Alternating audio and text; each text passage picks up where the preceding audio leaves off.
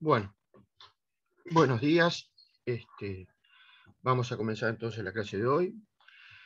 Mi nombre es Jorge Castiglioni, soy profesor titular de Físico-Química y le voy a dar, voy a ser el encargado de dar la unidad temática 3, que se va, digamos, las clases teóricas van a ser hoy, mañana y el lunes.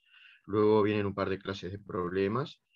Y les voy a dar también la unidad temática 4, que va a ser el lunes 20 de diciembre. Y luego tendrán una clase de problemas sobre tema de la unidad 4. Bueno, entonces comenzamos. Espero que me estén oyendo bien. Sí, se escucha. Bueno, entonces comenzamos con esta unidad.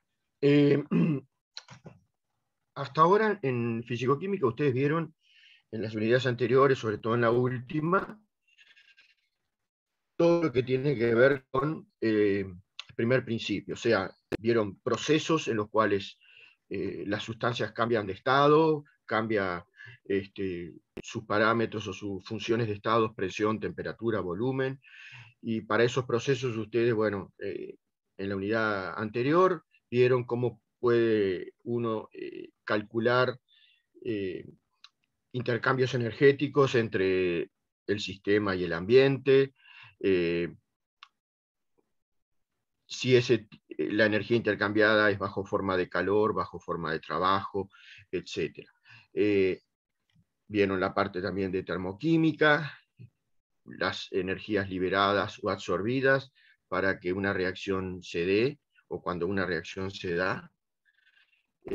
Bueno, la idea de esta unidad es ver que, bueno, nosotros podemos calcular intercambios energéticos, calores, trabajos, etcétera, cuánto se calienta una sustancia en determinadas condiciones, cuánto se enfría, qué intercambio tiene con el ambiente, pero hasta ahora no hemos visto o definido cuándo esos procesos son posibles desde el punto de vista espontáneo o no. O sea, si el proceso se puede dar en un sentido o en otro. Evidentemente, se va a dar en un sentido en forma espontánea y en el sentido inverso en forma no espontánea. Y a veces inclusive se podrá dar en un sentido y en el otro no. O sea, podemos tener un proceso que es posible pasar de un estado inicial a un estado final, pero que no se vuelva al estado inicial original. Bueno, la idea de esta unidad es definir parámetros, etcétera. Concretamente se va a definir una nueva función de estado que nos va a permitir decidir si un proceso se puede dar naturalmente, o sea, en forma espontánea, por sí solo, o si no es posible que se dé en determinadas condiciones por sí solo. Por eso el título de la unidad dice sentido de los cambios físico-químicos. Bueno, entonces, empecemos con un ejemplo. Hacer un análisis en base al primer principio de algo que, bueno, que ya vieron, no es nuevo para ustedes. Tenemos, en este caso, un recipiente rígido y aislado. La pared esta de color violeta sería lo que aísla lo que sería mi sistema del ambiente. Y bueno, dentro de este sistema tenemos dos compartimientos que inicialmente de alguna forma se logró que estuvieran a distinta temperatura. O sea, tenemos una separación que es un tabique conductor. En el tiempo cero tenemos a la izquierda un compartimiento que está a una temperatura T1 y a la derecha un compartimiento que está a una temperatura T2. O sea, cada uno de ellos tienen una sustancia en determinadas condiciones, etcétera. Y lo que importa en este caso es ver qué pasa con la temperatura de cada uno de ellos. Tiempo cero tenemos esta situación. ¿Qué es lo que va a pasar? Bueno, en este caso nos dicen además que la temperatura del compartimiento 2 es mayor que la temperatura del compartimiento 1. Uno sabe, por experiencia de la vida y por lo que ya han visto en fisicoquímica y en alguna otra materia, que si yo tengo un recipiente rígido, aislado del ambiente, en el cual tengo una división conductora, un tabique conductor, que separa dos compartimentos a distinta temperatura. Lo que va a pasar naturalmente, o sea, en forma espontánea, es que este sistema no quede en esa situación, sino que evolucione a una situación de equilibrio. O sea, dentro del sistema se va a dar, digamos, ahí está puesto un Q, pero en realidad lo que podemos decir es que se va a dar una transferencia de energía de la zona de mayor temperatura a la zona de menor temperatura. Y por ende, este sistema va a evolucionar en un determinado tiempo hacia una nueva situación en la cual vamos a seguir teniendo el mismo recipiente rígido aislado, con los dos compartimientos separados por el tabique, pero la situación final de equilibrio va a ser que la temperatura de los dos compartimientos es la misma. Por el momento no nos importa qué es lo que pasó en cada uno de los compartimientos, si simplemente se trata de sustancias sólidos o líquidos o gases a distinta temperatura, o si además hubo algún proceso de cambio físico, yo que sé, pasaje de un líquido a un gas o alguna reacción química. Lo cierto es que inicialmente estaban a temperaturas diferentes. Como el tabique es conductor, se da una transferencia de energía, en realidad es calor, que pasa del compartimiento de mayor temperatura al de menor temperatura, y al cabo de cierto tiempo los dos compartimientos tienen la misma temperatura. Se alcanza, como dice ahí, el equilibrio térmico. Si aplicamos el primer principio, como ya lo vieron anteriormente, bueno, delta UQ más W, en este caso, ¿qué es lo que va a pasar? Recuerden que Q y W son funciones de línea. La energía interna, o sea, en este caso U, es una función de estado. La función de estado, repasemos, la función de estado depende solamente de los estados finales e iniciales, no del camino por el cual pasamos de un estado al otro. En cambio, calor y trabajo, por ser funciones de línea, dependen del camino por el cual uno pasó del estado inicial al estado final. Eso para que se recuerde. Y bueno, ¿qué es lo que pasa en este caso? El proceso, dijimos, tenemos recipiente aislado del ambiente. Por lo tanto, si el recipiente está aislado del ambiente, lo que vamos a poder decir es que Q es igual a 0, o sea, no hubo intercambio de calor con el ambiente. Lo que sí hubo, transferencia de energía, llamémosle bajo forma de calor, ahí no importa mucho, pero bueno, ahí está puesto como hubo una transferencia de energía de la zona de mayor temperatura a la zona de menor temperatura para que finalmente se equilibrara y quedaran los dos compartimentos a la misma temperatura. Pero además, como recipiente rígido, no va a haber ningún cambio de volumen que determine un trabajo, en este caso, de expansión-compresión. Por lo tanto, hay un dB igual a 0, por lo tanto, trabajo va a ser igual a 0. Por lo tanto, en este sistema, como ya lo vieron en algún momento, el cambio de energía interna es 0. Si bien hubo transferencia de energía, fue interna, el sistema quedó con la misma energía interna que tenía originalmente. Sabemos que este proceso, por experiencia, si uno pone una cosa fría en contacto con una cosa caliente, se intercambia calor y llegado a cierto momento vamos a llegar a algo que va a tener una temperatura intermedia. Eso lo sabemos por experiencia. El asunto es, ¿qué es lo que nos va a aportar esta unidad? ¿O qué es lo que nos puede, para qué nos sirve esta unidad? Bueno, justamente vamos a definir una nueva función de estado que nos va a permitir decir que, por ejemplo, el proceso que está indicado ahí es espontáneo y que el inverso no lo es. No se puede dar naturalmente. O sea, yo, llegado a la situación de equilibrio en la que tengo los dos compartimientos a la misma temperatura, no es posible espontáneamente que el compartimiento de la derecha aumente su temperatura hasta un valor T2 y que el compartimiento de la izquierda disminuya su temperatura hasta un valor T1 para llegar a esta situación inicial. Si yo analizo desde el punto de vista del primer principio ese proceso, o sea, el inverso al que estamos indicando acá, vamos a llegar a las mismas conclusiones, o sea, ese proceso va a tener, de acuerdo al primer principio, va a poder calcular el delta U va a ser 0 porque Q es 0 y W es 0. Lo que no logro nada dilucidar con el primer principio es si el proceso inverso se puede dar espontáneamente o naturalmente o no, que justamente es lo que pretendemos ver en esta unidad.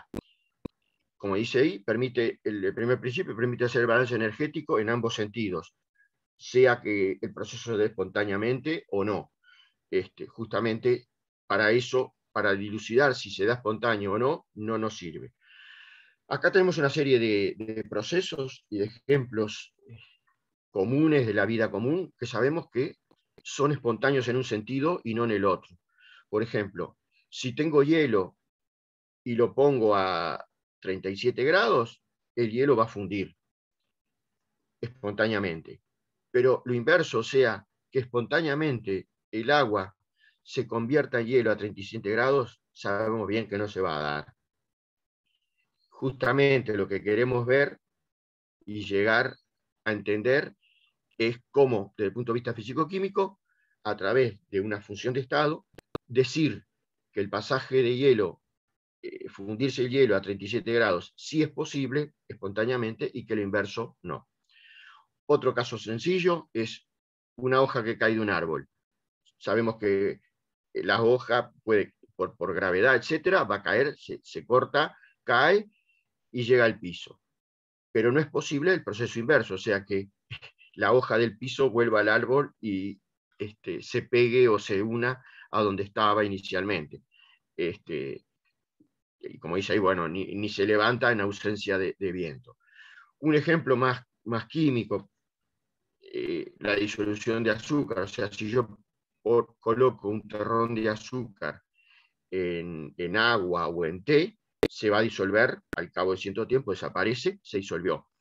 No es posible lo contrario, o sea que por sí solo, naturalmente, se regenere el terrón de azúcar dentro del té. Entonces sabemos que la disolución de azúcar en el té es espontánea y el proceso inverso no lo es.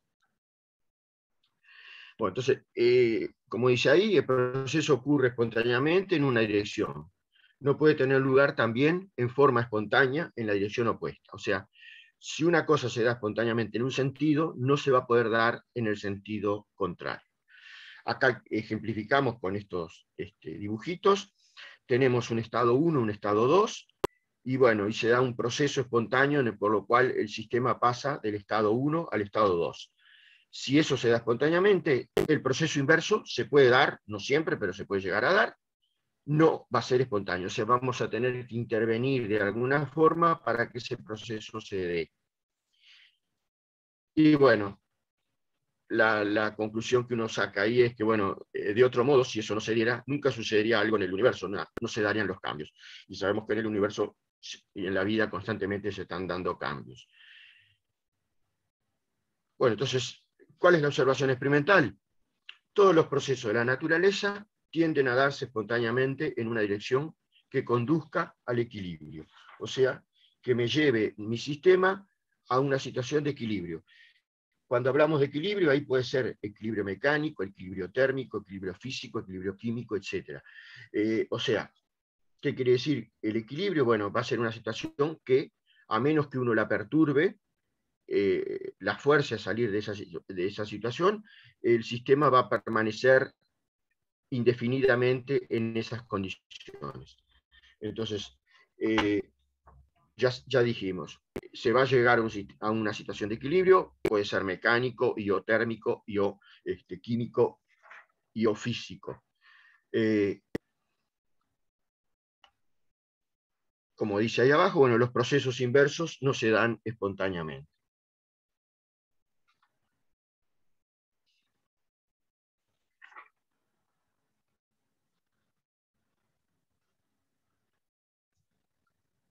Tenemos ahora una tablita que vamos a explicarla.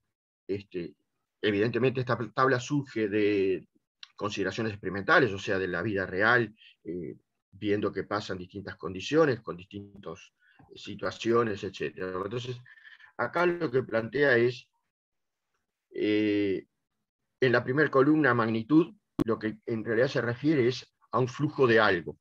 Cuando hablamos calor, es un flujo de energía. Cuando hablamos corriente eléctrica, es un flujo de carga, ese movimiento de electrones.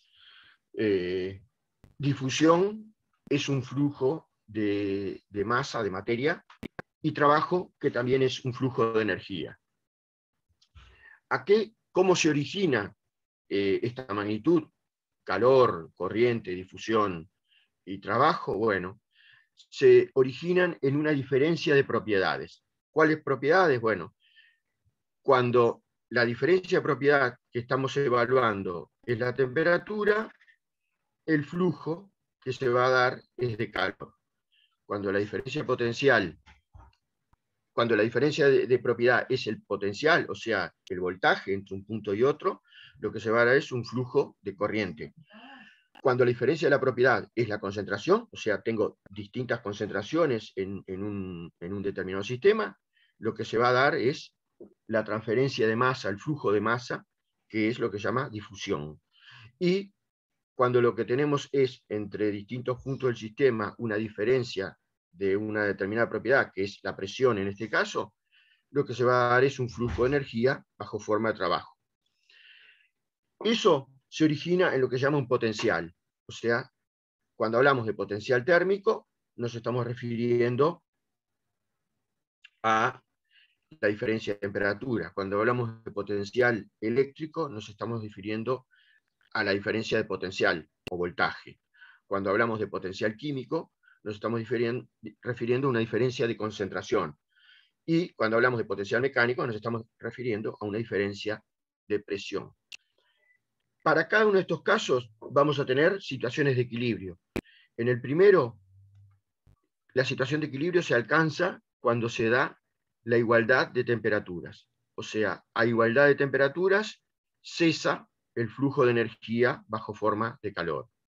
En general, en la mayoría de los casos. Bueno, cuando estamos en el segundo caso, potencial eléctrico, el equilibrio se alcanza cuando se da la igualdad de potencial eléctrico. Si yo tengo dos puntos con el mismo potencial eléctrico, no hay transferencia de carga eléctrica, por lo tanto no hay corriente. En el caso del potencial químico, el equilibrio se alcanza cuando se da la concentración en todos los puntos del sistema. Y en el último caso, el equilibrio mecánico se alcanza cuando en el sistema tenemos la misma presión en todos los puntos. Entonces, en conclusión, ¿qué es lo que podemos deducir de esto que acabamos de ver recién? Bueno, en la naturaleza todos los cambios ocurren espontáneamente en un proceso de mayor a menor potencial. O sea, los procesos se van a dar, como dice abajo, de mayor a menor potencial. La transferencia de calor se va a deber a una diferencia de temperatura y se va a dar de la zona de mayor temperatura a la de menor temperatura. La corriente eléctrica se va a deber a una diferencia potencial y se va a dar de la zona de mayor voltaje o mayor potencial a la de menor potencial, y así sucesivamente.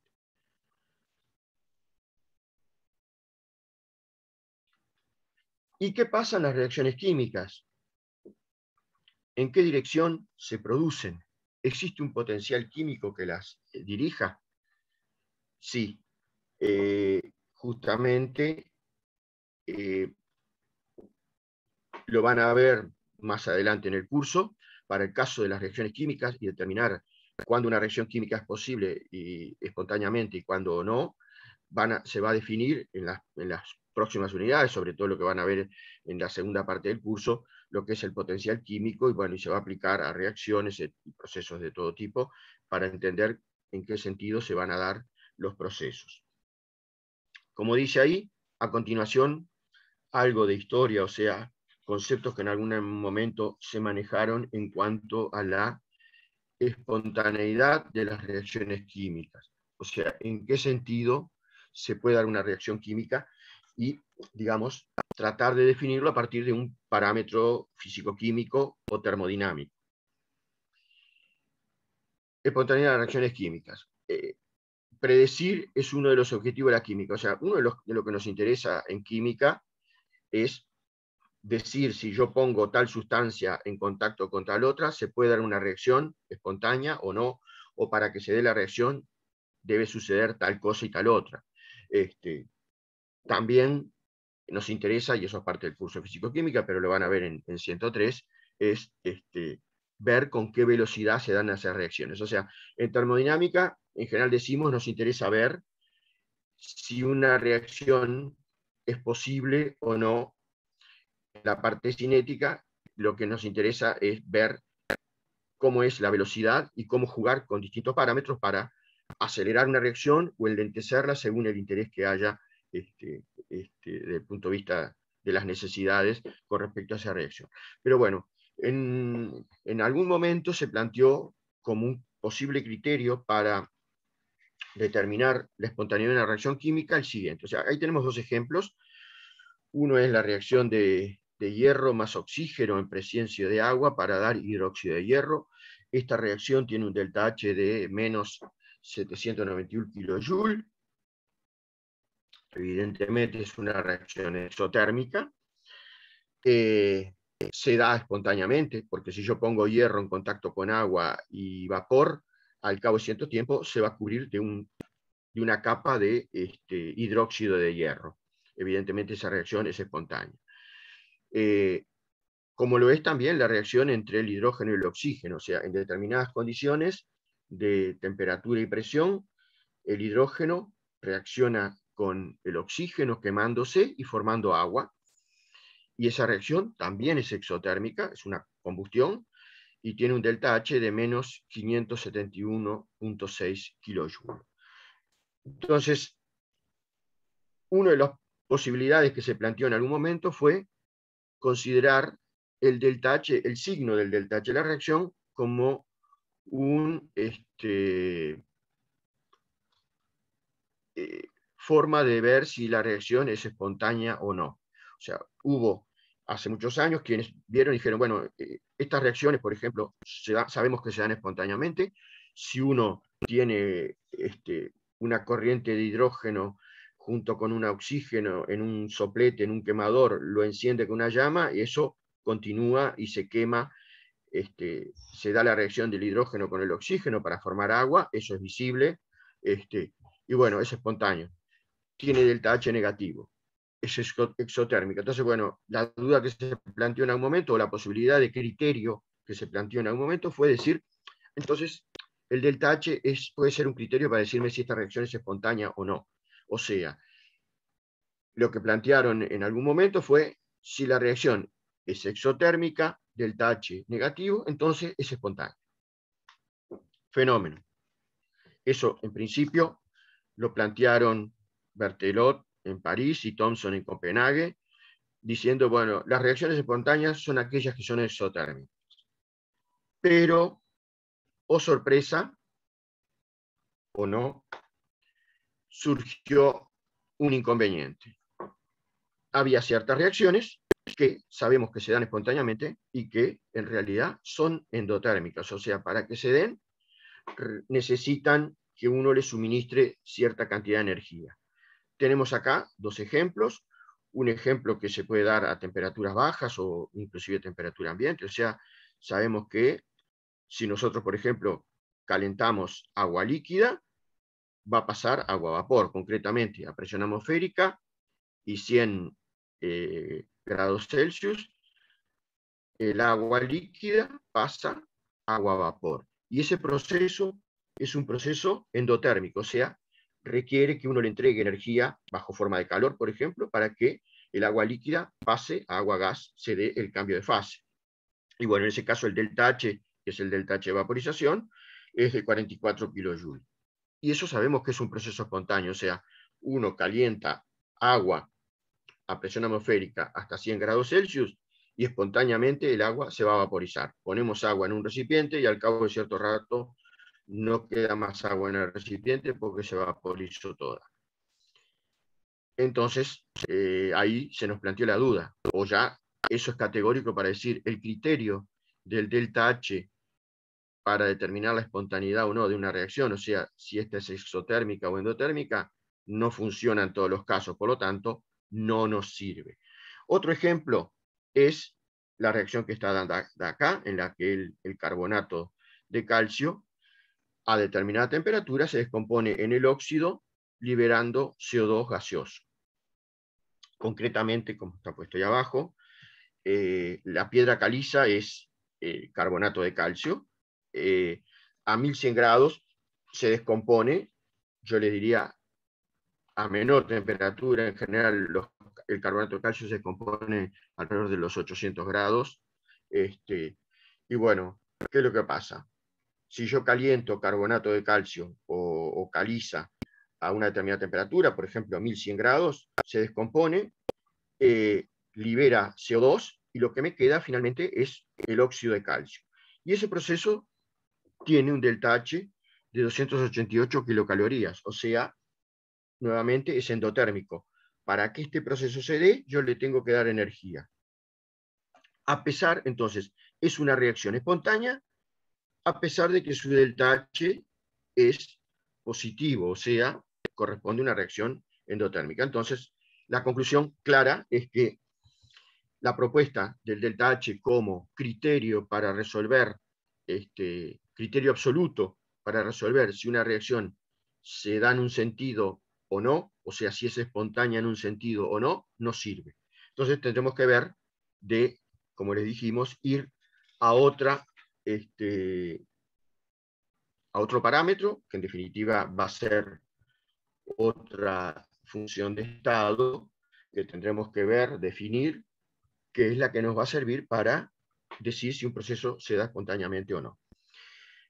Antes de entrar justamente en eso, lo que vamos a hacer es hacer una definición de proceso y en particular qué entendemos por reversibilidad, que es, desde el punto de vista físico-químico, la reversibilidad. Entonces, se define un proceso reversible como aquel que debe cumplir con las siguientes dos condiciones. Tienen que ser las dos condiciones a la vez, o sea, se tienen que cumplir las siguientes dos condiciones simultáneamente para que un proceso pueda ser definido como reversible. La primera condición es lo que se llama condición de inversión, o sea, el sistema tiene que poder volver al estado inicial, con pequeños cambios en condiciones externas en cada etapa. Bueno, ahí a esta altura no nos importa mucho cómo es el camino. Lo cierto es que para que un proceso pueda cumplir con la definición de reversibilidad, primero que nada, tengo que poder invertirlo. No todos los procesos los podemos invertir, por lo tanto, ya sabemos que no todos los procesos pueden ser reversibles. Vimos los ejemplos anteriores del terrón de azúcar, el compartimiento con dos temperaturas, y vimos que ahí la condición de inversión no se puede cumplir. Yo no puedo pasar de la solución de té con azúcar a una situación en la que tenga nuevamente el terrón de azúcar y el té. Y bueno, y tanto de los otros ejemplos que vimos. O sea, no siempre yo puedo invertir un proceso. Pero además de tener que cumplir con eso, la otra condición es la condición de compensación. O sea, no tiene que existir ni trabajo ni calor neto para el ciclo. O sea, nosotros pasamos de un estado inicial a un estado final y volvemos al estado inicial. Tuvimos suerte, pudimos invertir el proceso. Pero lo otro que tenemos que cumplir para poder decir que ese proceso fue reversible es que al final de ese ciclo, partimos del estado 1, pasamos al estado 2 y volvemos al estado 1. Bueno, al final de ese proceso, el calor neto sea cero y el trabajo neto sea cero. O sea, que no haya efectos sobre el ambiente, bajo forma de calor o bajo forma de trabajo. Vamos a ver ahora unos ejemplos. O sea, vayan siendo, lo vamos a ver más adelante, a la idea de que en realidad los procesos reversibles son procesos ideales que no se dan naturalmente. O sea, en la naturaleza los procesos son espontáneos, por lo tanto no reversibles, porque o no cumplen con las dos condiciones o no cumplen con la segunda. O sea, puede haber procesos que se den en la naturaleza que puedan ser invertibles, pero seguramente no va a cumplir la segunda condición, que es la condición de compensación. Y también, bueno, como ya vimos, hay procesos que directamente no pueden ser invertidos, o sea, no cumplen con la primera. Entonces, antes de continuar con eso, vamos a entrar a ver un poco más desde el punto de vista físico-químico qué pasa con esto. Entonces lo que vamos a hacer es, primero, imaginar un proceso irreversible, un proceso de expansión con presión monotérmica de un gas ideal. O sea, primero vamos a considerar la expansión entre un estado 1 y un estado 2, y luego la compresión entre el estado 2 y el estado 1. Ese proceso involucra un gas ideal para facilitar el estudio, y va a ser un proceso monotérmico. Si recuerdan, ¿qué quiere decir que es monotérmico? Lo que significa que es monotérmico es que la temperatura del estado inicial es igual a la temperatura del estado final. Entre medio de esos dos estados, no necesariamente la temperatura se mantiene constante. Entonces, bueno, primero, expansión monotérmica de un gas ideal en varias etapas. El caso más sencillo es hacerlo en una sola etapa. Acá planteamos hacerlo en varias etapas entre el estado inicial y el estado final. Vamos a un diagrama PV. Tenemos ahí en punteo rojo lo que sería la isoterma, o sea, la isoterma que corresponde a una temperatura T. El estado inicial 1 está ubicado sobre esa isoterma, o sea, le corresponde una determinada presión y un determinado volumen que corresponde a un punto sobre la isoterma T, de temperatura T. Y el estado final está ubicado sobre la misma isoterma. Por eso el proceso es monotérmico. Entre medio de esos dos, no necesariamente la temperatura se va a mantener constante. ¿Qué es lo que va a pasar? Bueno, estado inicial, P1, B1 a la temperatura T de la isoterma, y el estado final va a ser P2, B2 a la misma temperatura. Como el proceso no va a ser reversible, lo que vamos a hacer es, para que se vayan dando las expansiones, hacerlo en varias etapas, en donde lo que hacemos es, en cada etapa, para que sea posible la expansión, bajar un poquito la presión con respecto a la presión de mi sistema. O sea, en todo momento, o en los distintos escalones, la presión opuesta va a ser un poquito más chica que la presión del sistema inicial. La diferencia va a ser un delta P.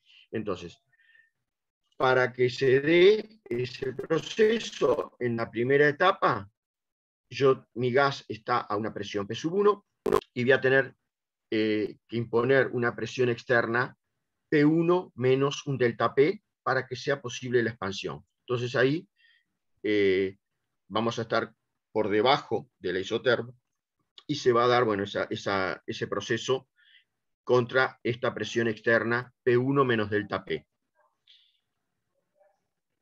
Y bueno, y ahí tenemos sucesivamente las distintas etapas, los distintos escalones que se van a ir dando. O sea, el gas va a partir de la presión P1, va a expandirse contra una presión P1 menos delta P en la primera etapa. Luego le vamos a imponer una presión externa P' menos delta P y se va a expandir nuevamente, así sucesivamente hasta que vamos a llegar a la presión final P2 menor que P1. O sea, repito, es monotérmico porque la temperatura inicial y la final son la misma, son T, pero durante el proceso, evidentemente, la temperatura del gas fue cambiando, bajando, subiendo, etcétera, etcétera, hasta llegar al estado final. Bueno, entonces, como dice ahí, lo que hacemos es, en cada etapa, poner una presión opuesta, que va a ser la del gas, en ese momento, menos un delta P. Eso permite la expansión.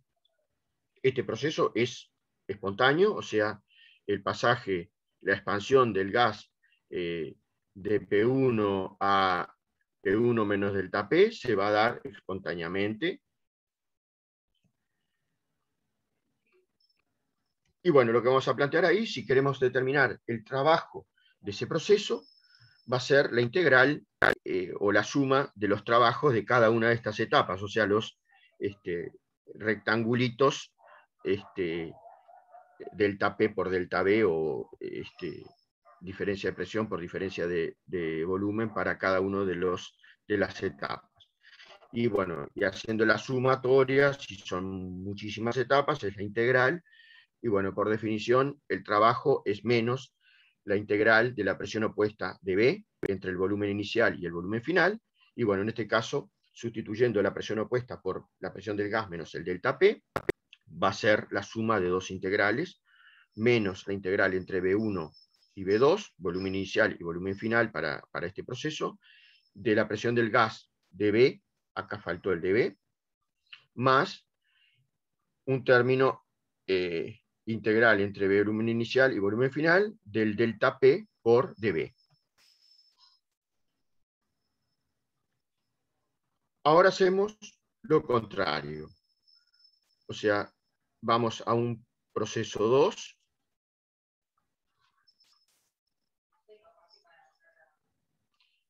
en el cual hacemos ahora una compresión monotérmica del gas ideal en varias etapas. O sea, nuestro gas ahora está en el punto 2 y lo vamos a volver al punto 1, comprimiéndolo en muchas etapas.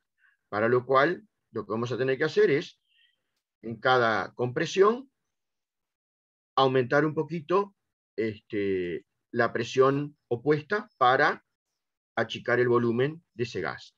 Entonces lo que vamos a hacer, para invertir el proceso, la presión opuesta va a ser la presión del gas más un delta P en cada una de las etapas. O sea, vamos a tener que cambiar, aumentar en un delta P la presión externa para que el gas pueda pasar al escalón siguiente, pasando a una presión P1 mayor que P2. Entonces, pasamos del estado P2, B2 al estado P1, B1, como dijimos, moviéndonos con una presión opuesta que va a ser un delta P mayor que la presión del gas en todo momento. Por ejemplo, ahí sería para la primera escalón, P2 más delta P. Nos vamos a mover de esta forma, y bueno, igual que a la inversa de lo que vimos hoy, vamos a pasar el gas inicialmente a un volumen B2 y una presión P2, lo vamos a pasar a un determinado volumen intermedio y una presión intermedia, bueno, y así sucesivamente. Para ese proceso, nuevamente, podemos calcular el trabajo y nos va a dar que, en este caso, sustituyendo la presión opuesta por presión del gas más delta P y separando las integrales, me va a quedar que va a ser menos la integral entre B2 y B1. B2 ahora es el volumen inicial y B1 es el volumen final de este proceso, de la presión del gas dB menos la otra integral, que va a ser la integral entre B2 y B1 de delta P dB. Ahí lo que hicimos fue invertir el proceso. O sea, en el caso del proceso del gas pasando de P1, B1 a P2, B2, el proceso es invertible. O sea, paso del estado 1 al estado 2 y puedo retornar al estado 1. O sea, cumple con el primer requisito para que el proceso pueda ser considerado reversible. Vamos a ver si se cumple el segundo. Bueno, para eso lo que tenemos que ver es si queda algún efecto neto sobre el exterior. Como dijimos en algún momento, que no haya un calor neto o un trabajo neto sobre el exterior. Entonces ahora si consideramos todo el proceso, el ciclo de expansión-compresión monotérmica de este gas ideal, el trabajo neto va a ser la suma de los trabajos de las dos etapas. O sea, el trabajo neto va a ser el trabajo de expansión más el trabajo de compresión, que es lo que tenemos puesto acá ya reordenado. Entonces me va a quedar trabajo neto menos la integral entre B1 y B2 de P de gas de B, menos la integral entre B2 y B1 de P de gas de B. Esto, uno es el contrario del otro, estos dos términos se van. Y me queda después dos términos más. La integral entre B1 y B2 delta P de B, menos la integral entre B2 y B1 de delta P de B. Por lo tanto, en este caso, trabajo neto es igual a 2 veces la integral entre B1 y B2 de delta P de B. Como sabemos que estos valores de delta P son finitos, tienen determinado valor, evidentemente este trabajo podrá ser chico, pero no va a ser cero. Por lo tanto, este ejemplo cumple con el primer requisito para ser considerado reversible, o sea, que pueda ser invertible, pero no con el segundo. O sea, si yo hago un ciclo, me está quedando un efecto neto sobre el ambiente. O sea, estoy transfiriendo cierta cantidad de energía bajo forma de trabajo al ambiente y no se anula al cabo del ciclo. Evidentemente, el trabajo neto es positivo, no nulo, y en virtud de ello, lo que podemos decir es que si consideramos el ciclo, delta U Q, Q más W, perdón, tenemos un efecto neto sobre el ambiente. En este caso, delta U va a ser 0, porque partimos del estado de un determinado estado P1, B1, pasamos a P sub 2, B sub 2, y volvemos a P1, B1. Por lo tanto, desde el punto de vista de la energía interna, el estado final del ciclo es igual al estado inicial, por lo tanto delta U vale 0, por ser función de estado. Pero entonces, dado que el trabajo neto es positivo, de acá es claro ver que va a haber un calor neto negativo. Hubo un efecto sobre el ambiente. O sea, si bien se cumple la condición de inversión, no se cumple la condición de compensación. Y por lo tanto, este proceso que ejemplificamos ahora es un proceso irreversible. ¿Qué tendría que pasar para que fuera un proceso reversible? Bueno, vamos de vuelta. ¿Y qué es lo que tendría que pasar? Bueno, en este caso tendríamos que tener una expansión con presión isotérmica. O sea, a diferencia de la anterior, para que el proceso fuera reversible, nos tendríamos que mover ida y vuelta sobre la misma isoterma. O sea, que en todo momento la temperatura del gas fuera la temperatura T y no se moviera ni para arriba ni para abajo de ese valor. Entonces, estaremos siempre sobre esta isoterma, nos moveríamos sobre esta isoterma en un sentido de 1 a 2 y luego de 2 a 1. Por lo tanto, en esas condiciones, para que se dé ese proceso, el delta P sería 0, y en todo momento la presión opuesta sería la presión del gas. O sea, mi sistema tendría la misma presión que la presión opuesta.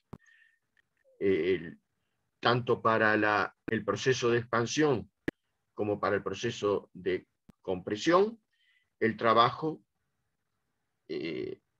sería el área bajo la curva. O sea, si estoy en la expansión, tendría un signo; si es en la compresión, sería el signo contrario. O sea, en la expansión sería positivo, y en el otro negativo, ¿no? Perdón, en la expansión sería negativo y en la compresión sería positivo. Y como resultado de eso, como las dos áreas son iguales, se anularía y no habría efecto neto sobre el ambiente. O sea, si volvemos a la expresión que habíamos obtenido anteriormente, evidentemente los dos primeros términos son iguales, se anulan, nos quedaría el término segundo, en donde si los delta P son 0, evidentemente el trabajo va a ser 0. Como estos dos volúmenes son iguales, estas integrales, las dos primeras, una es menos la otra, se anulan, y por eso nos quedaría solamente la segunda. Profe, O sea, como vimos recién. Sí, oigo. ¿podés explicar eso de las flechitas que te moves en la misma, que no entendí bien? No me quedó claro. Claro, esto es un proceso ideal, eso que consideraríamos reversible, a diferencia del anterior, que es monotérmico. O sea, que lo que vamos haciendo son procesos en la expansión cambiando en un delta P y en la compresión subiendo la presión en un delta P. En este proceso reversible lo que pasaría es que en todo momento la temperatura del sistema sería la misma, y que prácticamente la diferencia de presión entre sistema y ambiente, o sea, la presión opuesta, tendría una pequeñísima diferencia con respecto a la presión del sistema. Si uno lo ve matemáticamente, bueno, considerando las ecuaciones que vimos en las transparencias anteriores, que llegamos a esto, para que el trabajo neto sea igual a cero, lo que vamos a tener que hacer es que el volumen está cambiando, lo que va a tener que suceder es que este delta P tienda a cero. Si este delta P tiende a cero, nos estamos moviendo sobre las curvas, sobre la isoterma, entonces el trabajo va a tender a cero, y en esas condiciones el proceso es invertible y no deja efecto sobre el exterior, ni bajo forma de trabajo, ni bajo forma de calor, o sea, trabajo neto cero, calor neto cero, y entonces ahí sí es reversible. No sé si Bien. aclaré tu duda. Sí, ahora sí. Muchas Sí, gracias. bueno, ¿qué es lo que va a pasar? Creo que es Profe, fácil entenderlo. Sí, perdón, tengo una duda. No entendí por qué en la sí, integral neta, o sea, el trabajo neto, te quedó sí. solamente el término ese que es como SP y se anulan los otros. Porque, ¿qué es lo que tenés en los otros? Tenés una integral que corresponde a la expansión de B1 a B2 de P por dB. Y por otro lado tenés la del proceso inverso, que es de B2 a B1. Si vos, la integral entre 1 y 2 es igual a menos la integral entre 2 y 1. Entonces, ¿qué es lo que va a pasar? Que esto es lo mismo que esto, en valor absoluto. Una tiene signo positivo, la otra tiene signo negativo, por lo tanto se anulan.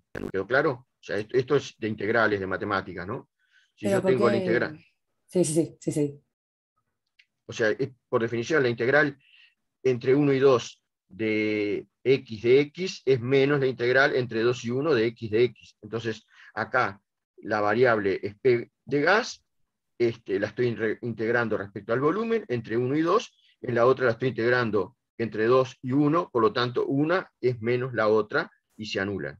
¿Ok? Sí, eso sí lo entiendo, pero a la vez no entiendo por qué la otra integral, la de SP, no se anula si es lo mismo en No, realidad.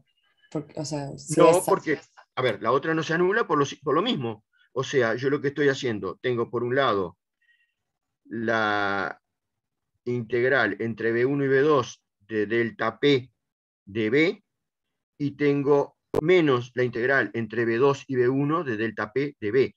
Si yo la segunda, esta última, va a ser igual a, si la doy vuelta, menos la integral entre B1 y B2 de delta P de B. O mejor dicho, si acá tengo un signo de menos y la doy vuelta, me queda un signo de más, por eso me van a quedar dos veces la integral entre B1 y B2 Ah, de delta está, P de B. sí, ¿Ok? O claro. sea, hice lo mismo, di vuelta a los límites de integración y por lo tanto me cambia el signo de esa integral. Me van a quedar dos veces el mismo valor integral entre B1 y B2 de delta P de B. Por eso me queda un 2 integral entre B1 y B2 de delta P de B. ¿Quedó claro? Sí, no había visto que tenía el signo distinto. Está, gracias. Claro, por eso. Bueno, entonces, en la medida que este delta P lo hagamos lo más chico posible y lo hagamos tender a cero, el trabajo neto va a ser cero, o sea, va a haber un trabajo neto nulo, y por lo tanto vamos a poder decir que este proceso es reversible porque no quedó efecto sobre el exterior. Repito, para que eso se dé, me tengo que mover sobre el isoterma.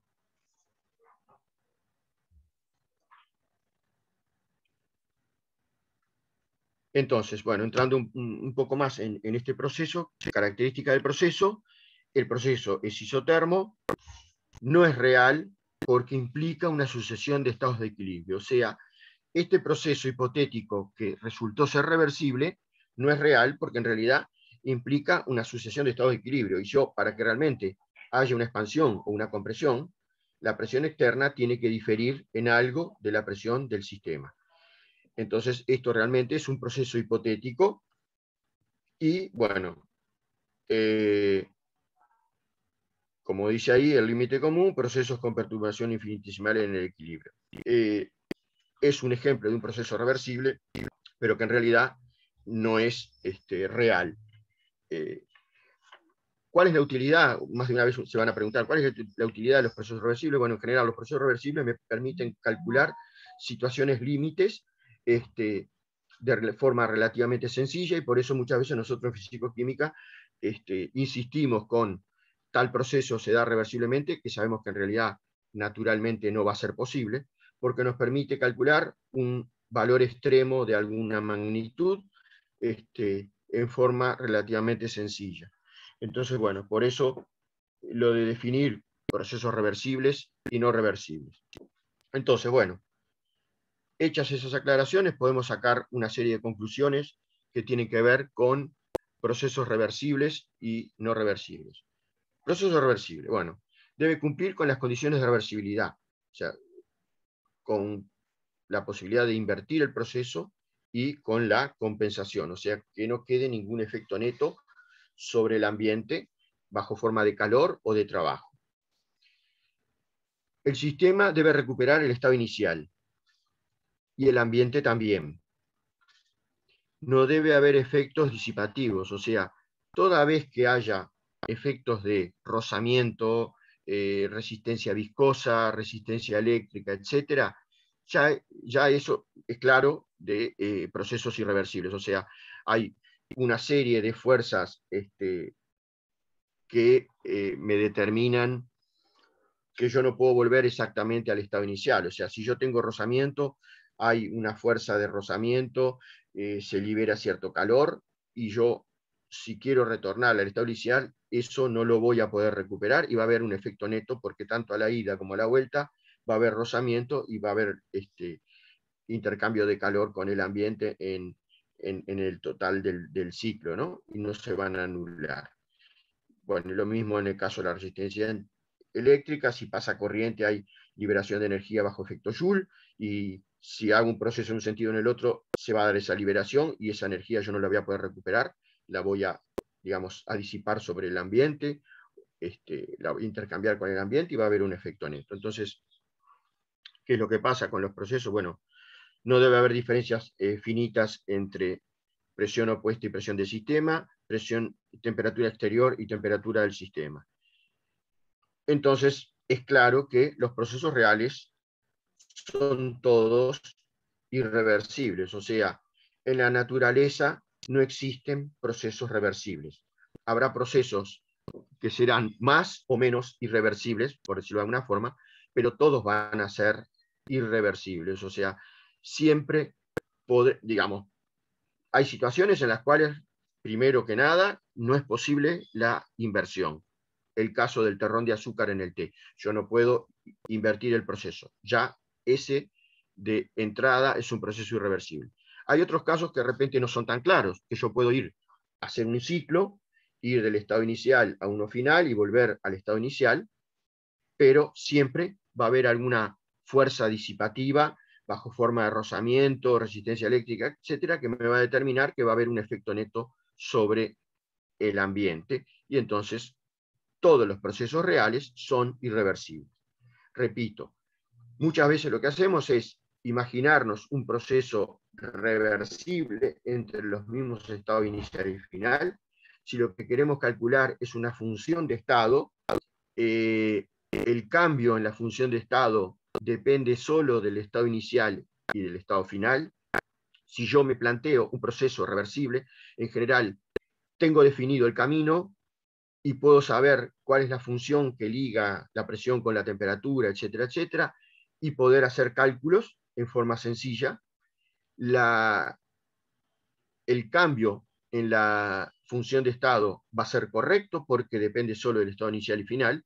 Evidentemente, el proceso reversible no es muy probablemente no, seguramente no es el proceso que se dio en la realidad, pero sí puedo calcular cambios de una función de estado en ese proceso de una forma relativamente sencilla. Por eso, la importancia de poder definir un proceso reversible, aunque se sepa que naturalmente no se dan y que son cosas hipotéticas o ideales.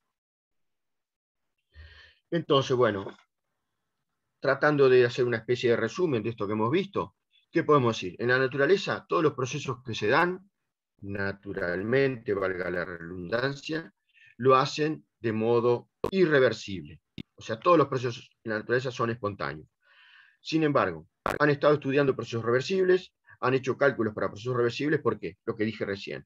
Porque si yo tengo una función de estado y quiero ver el cambio en esa función de estado, me depende solo del estado inicial y final, y no del camino por el cual pasé de uno a otro. Y eso entonces muchas veces me permite definir un camino bien conocido, bien determinado, ideal, no real, que me permite en forma sencilla calcular el cambio en la función de estado.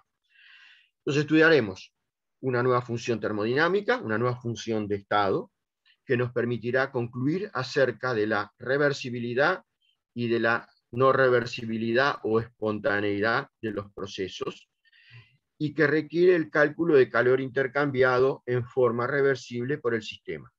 Vamos a ver cómo que se define esta nueva función termodinámica o función de estado, es lo que se conoce como entropía. Y yo acá les hago una recomendación. Traten de entender y leer y reflexionar, porque es un tema complicado para asimilarlo y entenderlo. Y es fundamental para luego poder avanzar en otros temas de físico-química. Entonces, reconozco, sabemos bien que es algo más bien abstracto, a veces difíciles de interpretar, por la situación que se plantea de que muchas veces para hacer el cálculo planteamos algo hipotético que sabemos que no se da, para calcular algo que tiene un proceso espontáneo que es real. Entonces, bueno, de ahí la importancia de entender bien este concepto de entropía, que es un concepto complicado a veces de lograr entender. Y bueno, por definición, la entropía se representa con la letra S. ¿Y cómo se define? Bueno, en forma infinitesimal o diferencial, ds es el delta Q reversible o el diferencial Q reversible sobre T. Recordemos por qué esta nomenclatura. ds es el diferencial de S, por ser una función de estado, es un diferencial exacta. dq sería el calor intercambiado en forma infinitesimal, o sea, el calor diferencial, y como el calor es una función de línea, tiene diferencial inexacta. Por eso la distinta representación. Pero en realidad lo que queremos decir es, un pequeño cambio de entropía se va a deber a un pequeño cambio de calor reversible sobre una determinada temperatura. ds se define como dq reversible sobre T. Si se trata de un incremento finito, el delta S va a ser, como toda función de estado, el S final menos el S inicial, y va a ser igual a la integral entre el estado 1 y el estado 2 de el dq reversible sobre T. Las unidades de entropía, bueno, son unidades, evidentemente, de calor sobre temperatura. Las unidades de calor son unidades de energía. Entonces, decimos que las unidades de la entropía son energía sobre calor. Evidentemente, al igual que en las otras funciones de estado, si estamos considerando una determinada porción del sistema, puede ser energía Kelvin a la -1 o Celsius a la -1, no, Kelvin a la -1 sobre masa o sobre moles. O sea, también, al igual que vimos con los delta H, los delta U, etcétera, pueden estar en forma molar, como lo han hecho hasta ahora, ¿no? Pero en realidad, bueno, van a ser unidades de energía por Kelvin a la -1. Pueden ser, según el sistema que se utilice, calorías por Kelvin a la -1. Eso es lo que se conoce como, o se llama también, unidades de entropía. O sea, las unidades de entropía no son otra cosa que calorías por Kelvin, pero también pueden estar en Joule por Kelvin o en litro-atmósferas por Kelvin. Esas son las más típicas. Evidentemente, si vamos al sistema inglés, serán BTU por Kelvin, etcétera, o por Fahrenheit, o por las otras unidades de temperatura. Pero bueno, son unidades de energía sobre unidades de temperatura. Propiedades de la función entropía. Como dijimos, es una función de estado, por lo tanto el delta S va a ser el S final menos el S inicial.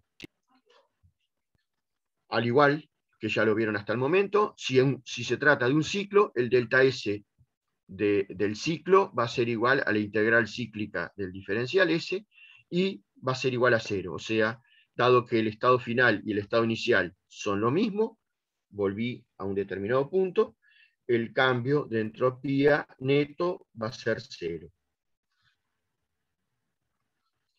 es extensiva, como lo dije recién, o sea, va a depender de la porción del sistema considerado, y por eso muchas veces, en muchos procesos se maneja por unidad, por mol, ¿no? O sea, de forma de tener en cuenta la cantidad de sistema considerado. Entonces, bueno, ahí lo que podemos decir es que para un proceso adiabático reversible, QR vale 0. Eso es por definición. Un proceso adiabático reversible es aquel que tiene un Q igual a 0. Y eso va a determinar, de acuerdo a la definición, que para un proceso adiabático reversible, el cambio de entropía de S va a ser igual a 0. Y ahí se llama proceso isentrópico, o sea, a entropía constante. Isentrópico quiere decir eso, entropía constante. Evidentemente, por ser función de estado, la entropía la podemos, vamos a tratar de ponerla en función de temperatura y presión, o temperatura y volumen, o volumen y presión. O sea, vamos a tratar de ver, de encontrar relaciones funcionales que nos vinculen para un proceso dado, cómo cambian las variables de estado, o sea, un par de ellas, temperatura y presión, o temperatura y volumen. O sea, para cualquier sustancia en un determinado estado de agregación. Eso lo vamos a ver, sobre todo en parte en esta unidad, y en la unidad siguiente, cómo poder determinar la dependencia de la entropía con variables de estado del sistema que estoy considerando. Esto es similar a lo que ya vieron para delta U y delta H en la unidad anterior.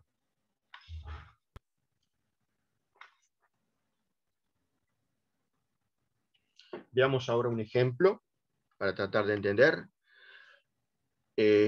Tenemos un determinado recipiente dentro del cual hay un termostato o un reservorio de calor. Este recipiente está aislado, o sea, tiene paredes no conductoras. Dentro de ese recipiente hay una sustancia de trabajo con un sistema de pistón, etcétera, etcétera. Hay un embolomóvil que puede desplazarse para arriba o para abajo. Eso va a determinar que va a haber posiblemente un trabajo entregado al sistema o entregado al ambiente, según cómo consideremos el sistema del ambiente. También puede haber intercambio de calor, o sea, si yo tengo acá una sustancia, por ejemplo un gas, y acá tengo un termostato o un reservorio de calor, puede también haber intercambio de calor entre la sustancia que tengo adentro del pistón y el termostato. Esto se trata de un sistema aislado, por tener paredes conductoras, y bueno, en este caso, por ejemplo, definimos nuestro sistema como esto que está acá. O sea, nuestro sistema va a ser el recipiente rígido con paredes no conductoras. Por lo tanto, no va a haber intercambio de calor entre el sistema y el ambiente. Entonces ahora lo que hacemos es introducir lo que es la segunda ley de la termodinámica. Hay varias formas de expresar la segunda ley de la termodinámica. Bueno, esta es una de ellas. Como ley de termodinámica no se demuestra, o sea, se plantea, lo mismo que se planteó en su momento el primer principio, como delta U igual Q más W, o sea, el cambio en la energía interna tiene que ver con el intercambio de calor y de trabajo de ese sistema. En realidad, el primer principio lo van a ver más adelante, o aquellos que sigan ingeniería lo van a ver en ingeniería. El primer principio es como lo vemos nosotros, una forma resumida del principio de conservación de la energía, o sea, entonces surge de ahí. Bueno, ¿qué es lo que plantea la forma como vamos a presentar nosotros la segunda ley? Es lo siguiente: el cambio de entropía de un sistema térmicamente aislado es mayor o igual a 0. Si definimos el universo como el sistema en estudio más el ambiente, y si en esas condiciones el universo lo considero un sistema térmicamente aislado, o sea, fuera del universo no va a haber, lo vamos a considerar como algo rígido, aislado, y entonces no va a haber intercambios ni de trabajo ni de calor con el resto. Entonces, el universo va a ser un todo que tiene el sistema y el ambiente. Los intercambios pueden ser entre el sistema y el ambiente. O sea, si vamos a la transparencia anterior, creo que sería el universo, sería todo esto, en donde puede haber, yo puedo considerar una parte como el sistema y la otra como el ambiente, y bueno, y ahí puede haber intercambios de calor.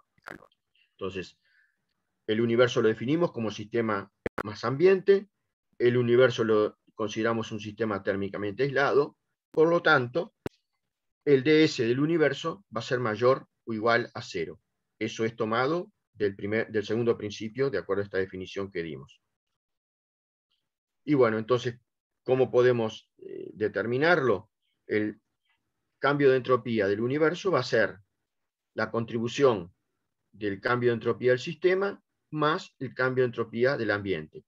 Y de acuerdo a la segunda ley, como el universo es un sistema térmicamente aislado, tiene que ser ese cambio de entropía mayor o igual a 0. Y bueno, ¿cuál es el criterio de espontaneidad para determinar si un proceso es reversible o irreversible? Bueno, de acuerdo al segundo principio, ds del sistema térmicamente aislado mayor o igual a 0. Si vamos al universo, delta S del universo va a ser mayor a 0 cuando se dé un proceso irreversible, o sea, un proceso real. Y el delta S del universo va a ser igual a 0 cuando se dé un proceso reversible, o sea, una situación de equilibrio. Entonces, bueno, ahí tenemos el parámetro, la función de estado que buscamos y que nos permite definir si un proceso que yo estoy estudiando puede ser considerado reversible o irreversible. Sabemos bien que los procesos reversibles son ideales, pero que nos sirven para hacer cálculos y determinar ciertos parámetros. Pero que en la mayoría en la naturaleza todos los procesos son irreversibles. Entonces, bueno, ahí va lo que vamos a definir, que para el universo sea un sistema térmicamente aislado, si el proceso es irreversible, delta S es positivo. Si el proceso es reversible o estamos en situación de equilibrio, el delta S es igual a 0. Bueno, y ahí no se sabe nada sobre la velocidad del proceso. O sea, en termodinámica, si estamos hablando de velocidad, estamos hablando del factor tiempo.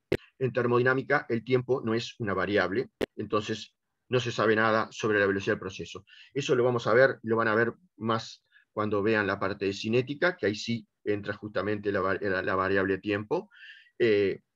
Siempre hablamos en físico-química, de definir primero si un proceso es termodinámicamente posible o no, en función del delta S. O sea, si un proceso tiene un delta S positivo, significa que es un proceso espontáneo o irreversible, y entonces es termodinámicamente posible.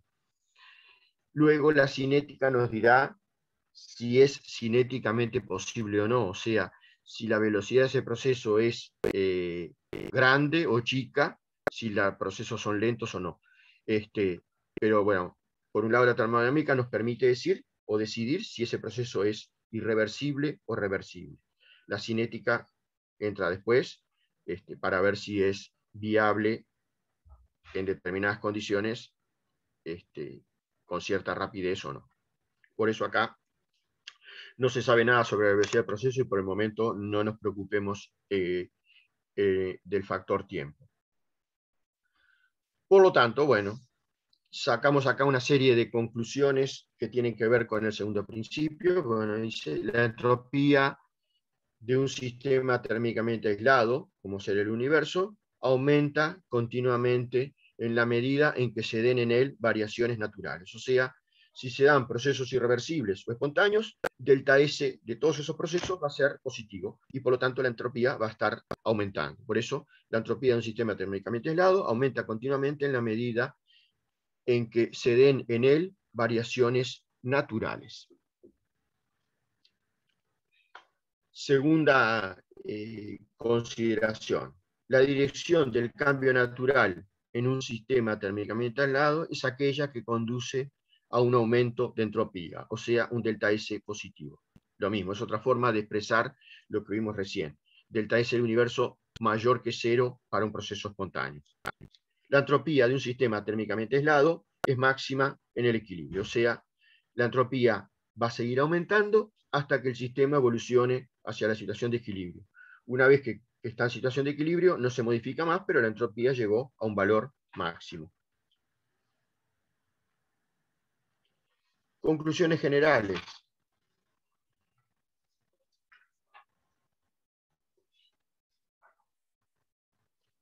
Del primer principio, la energía del universo es constante. O sea, como dijimos recién, el primer principio lo que plantea es la conservación de la energía. En el caso particular que estamos viendo nosotros, con ciertas restricciones, planteamos la ecuación, el cambio en la energía interna es igual al intercambio de trabajo más el intercambio de calor, o sea, delta U es igual U más W. Y el segundo principio, que es lo que nos dice, que la entropía del universo tiende a un valor máximo, o sea, en la medida que los procesos se dan espontáneamente, todos ellos van teniendo un delta S positivo y por lo tanto va a tender a un valor máximo. Bueno, no sé si tienen alguna duda. Por hoy dejamos por acá. Repito, es muy importante que vean y profundicen en el concepto de entropía porque suele ser un concepto difícil de asimilar, complicado, no quiere decir que no lo puedan hacer, pero complicado, y bueno, en la medida que entiendan bien todo esto, la definición de entropía, etcétera, qué es el sistema, cómo consideramos el universo, etcétera, etcétera, va a ser mucho más fácil entender lo que se va a ver en las próximas clases. Así que bueno, no sé si tienen alguna duda. Si no, No, nos, profe, muchas gracias. nos vemos mañana. Gracias. Nos vemos mañana a la misma hora por el mismo canal. Chao, chao. Gracias. Chao. Hasta luego. Chao.